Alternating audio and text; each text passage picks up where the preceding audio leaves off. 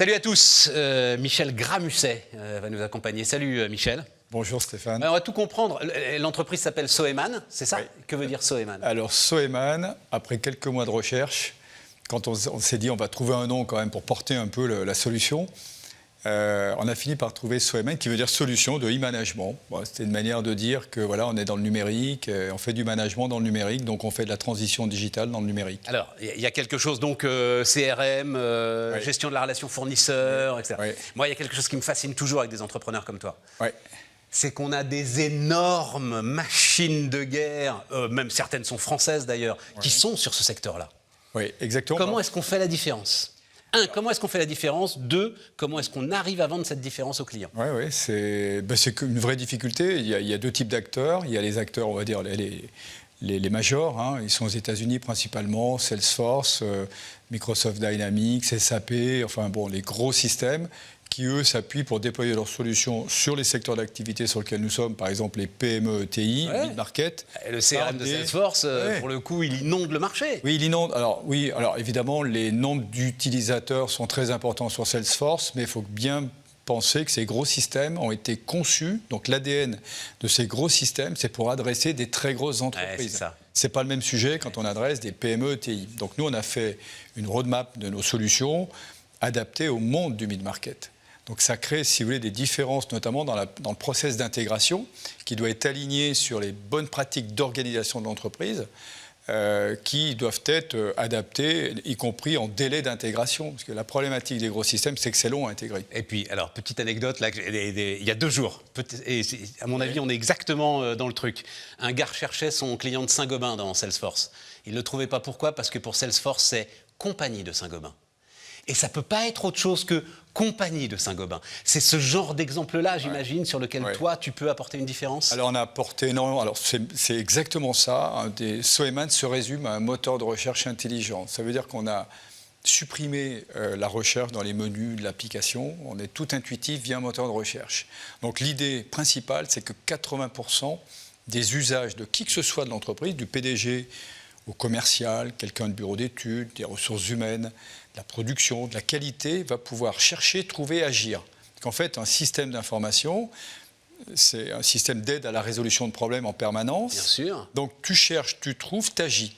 Et ça, tu dois pouvoir le faire sans être obligé de naviguer dans des interfaces complexes. Donc nous, on a déjà traité cette problématique de l'interface qui souvent, sur des gros systèmes, est un petit peu déjà plus fastidieuse, alors que là, c'est totalement intuitif. Après, il y a un autre élément qui m'intéresse, c'est parce que c'est les choix.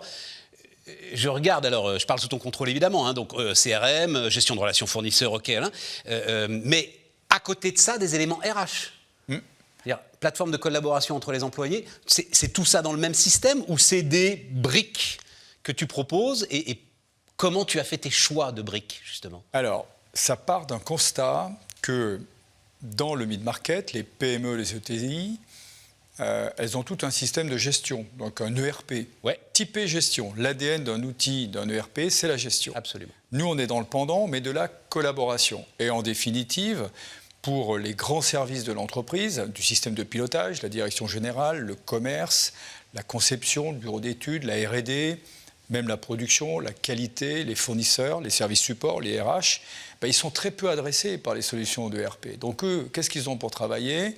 La bureautique, la messagerie, et puis quelques petites applications, ce qui fait que ça multiplie les solutions et les datas sont hétérogènes. Et on en revient à un autre constat, c'est que dans 90% des cas, le dirigeant et tout le système de pilotage de l'entreprise se retrouvent avec des datas qui sont inexploitables. C'est un vrai sujet.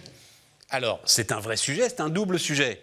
Ceux qui réfléchissent à leurs data se retrouvent avec des data inexploitables, mais plus de la moitié, donc enquête récente MEDEF BCG, plus de la moitié des PME, en l'occurrence, ne réfléchissent même pas à des solutions qui leur permettraient d'exploiter leurs données. C'est assez ahurissant, on peut se le dire ensemble quand même, mais je me demande justement où sont les freins auprès de ces chefs d'entreprise. Alors je pense qu'il y a plusieurs freins, parce que les mêmes entreprises dont on parle, sur notre secteur, nous, qu'on connaît bien, hein, c'est les PME, les ETI, donc c'est quand même... Toi, c'est tes futurs clients, ça veut dire qu'il y a un gisement d'ailleurs.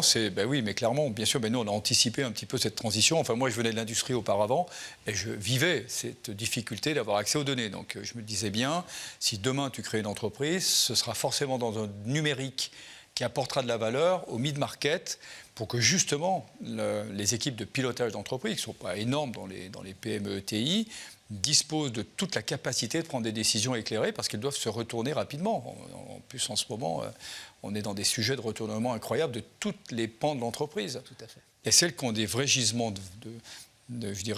qui ont des grosses capacités d'innovation et de retournement, c'est les PME. Donc il faut les décharger de tout ce qui leur fait perdre du temps. Et les data, c'est la perte de temps pour avoir des données qui nous aident à prendre des décisions. C'est dommage de continuer à perdre du temps là-dessus. Donc nous, on gère ces problématiques-là. Et c'est le paradoxe, parce que j'imagine que le chef d'entreprise que tu appelles, il doit te répondre « Mais j'ai pas le temps, monsieur, j'ai pas le temps, j'ai pas que ça à faire. » Et il faut que tu passes la porte pour le convaincre qu'en fait, tu vas lui faire gagner du temps et énormément de temps. En fait, c'est ça. Il faut presque le plus dur, c'est de franchir la porte. Ben voilà. Finalement, ça, on peut l'externaliser, de franchir la porte. Il y a des gens spécialisés qui savent détecter des prises de contact ou des détections d'opportunités, on va dire ça comme ça. Après, nous, une fois qu'on rencontre la personne, on est un peu du même monde, donc ça facilite, on évite de poser des questions, inutiles. On va directement dans le vif du sujet, on accroche très vite. Parce qu'on a cet ADN. En fait, pour réussir dans le numérique en mid-market, il faut s'appuyer sur 3 leviers. Le premier levier, c'est la conception de solutions. Et des solutions qui sont conçues par des gens qui connaissent l'entreprise. Voilà. Première chose. Donc utilisable par tout le monde. Absolument. Centré, user-centré. Exactement. Deuxième levier, c'est la maîtrise d'une intégration alignée sur les meilleures pratiques d'organisation de la PME, dans des délais courts. Ça, c'est très important, parce que c'est une des causes de pourquoi ils n'y vont pas dans le numérique. C'est qu'ils ont l'expérience de l'intégration de l'ERP, ils ont tous eu envie de se pendre. C'est terrible. Ils ont tous des expériences, et moi j'en ai eu. Donc il faut les rassurer sur une intégration rapide et réussie. Et le pognon quand même aussi. Hein. Oui, alors ce que coûte. Oui, c'est lié, mais enfin. C'est totalement lié. Puis le troisième levier, très important, et nous on a ces 3 leviers, c'est l'accompagnement et la conduite du changement. On ne peut pas mettre du numérique sans s'intéresser aux hommes qui vont l'utiliser, parce que le numérique est au service des hommes, et c'est pas là pour asservir les gens. Ouais. C'est au service d'eux. Donc voilà, c'est la raison pour laquelle on a construit, nous, modestement, notre modèle économique sur ces 3 leviers. Et évidemment, on apporte cette valeur, cette authenticité auprès des entreprises du mid-market. Non, mais c'est formidable, hein, parce que, alors, il y a de la place, les ambitions, le développement, pour terminer, Michel. Les ambitions, le développement, nous, sur les cycles où on réfléchit, on est sur des paliers de 2 ans, des successions de 2 ans.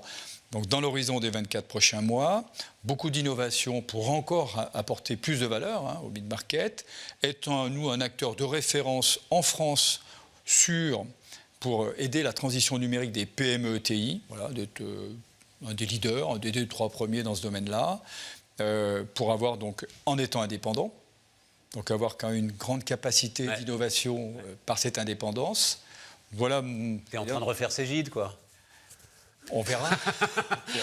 C'est 5 milliards, hein, 5 milliards de valo. Hein. Alors, belle histoire. Belle histoire. Très belle histoire. Et voilà, c'est parti de Lyon, d'ailleurs. Bah, bien sûr, c'est parti de Lyon, cette blague. Bah, évidemment, voilà. Et tout le monde sait, d'ailleurs. Oui. Juste, dernière petite question. La brique cybersécurité. Alors, la cybersécurité. Qui est l'autre vrai gros sujet, pour les boîtes. C'est un autre métier, ça. Oui, non, alors, ça rentre dans la proposition de service et la proposition de valeur. Ouais. Bien sûr, c'est en partie externalisé sur la partie data center qui gère quand même tous ces sujets, parce que c'est du SaaS. Ouais. Soeman est une solution SaaS, évidemment, donc on amène cette capacité de service global. Et au niveau du data center, tout ce qui est sécurisé, donc les données sont en France.